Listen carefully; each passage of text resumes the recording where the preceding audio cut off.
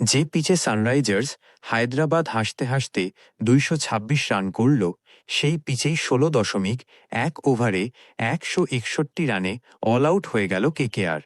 রাহানে নিজে ১০ বলে ৮ রান করেন। তাকে দেখে বোঝা যাচ্ছিল ব্যাটে বলে হচ্ছে না। খেলা শেষে রাহানেকে পিচ নিয়ে প্রশ্ন করা হয়, পিচে অতিরিক্ত ঘাস থাকায় কি খেলতে সমস্যা হচ্ছিল তাঁদের। জবাবে রাহানে বলেন, আমরা মনে হয়েছে দ্বিতীয় ইনিংসে বল পিচে পড়ে একটু থামছিল। প্রথম ইনিংসের তুলনায় দ্বিতীয় ইনিংসে মন্থর বল খেলা বেশ কঠিন হচ্ছিল।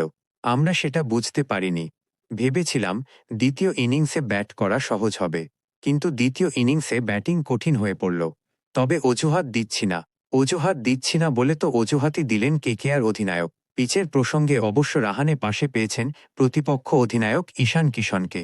ঈশানও জানিয়েছেন পিচ খুব ভাল ছিল না, কিন্তু অভিষেক শর্মা ও ট্রেভিস হেড খুব ভাল শুরু দিয়েছেন, তার ফলেই তারা বড় রান করতে পেরেছেন। ম্যাচে ৩ উইকেট নেওয়া জয়দেব উনাদকাটও জানিয়েছেন ব্যাটারেরা তাদের বলছিলেন পিচে দুরকমের গতি রয়েছে, কোনো বল ব্যাটে ভাল আসছে, কোনো বল থামছে, তাই বল করার সময় গতির হেরফের করেছেন তারা, তাতে সফল হয়েছেন। পরপর ২ ম্যাচে বোলারেরা ২০০ রানের বেশি দিলেও হারের দায় ব্যাটারদের উপরেই চাপিয়েছেন রাহানে। তিনি বলেন, বোলারেরা খেলায় ফিরিয়েছিল। রান তাড়া করার সময় ৩-৪টে জুটি হলে ছবিটা অন্য রকম হতো। আমরা শুরুটা ভাল করেছিলাম। পাওয়ার প্লেতে ৭৮ রান ছিল, কিন্তু মাঝের ওভারে পরপর উইকেট হারালাম। হায়দ্রাবাদের বোলারেরাও ভাল বল করেছে, গতির হেরফের করেছে। আমরা ভাল ব্যাট করতে পারিনি, তবে একটা ম্যাচে সেটা হতেই পারে।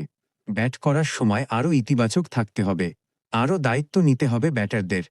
২ ম্যাচ হারার পরেই দলে বড় বদলের ইঙ্গিত দিয়েছেন রাহানে।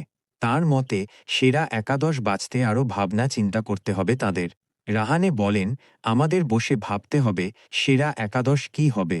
যদি একজন অতিরিক্ত ব্যাটার খেলানো যায়, তাহলে বোলিং আক্রমণে কী বদল করতে হবে সেটাও ভাবতে হবে। দলে বদল হতে পারে।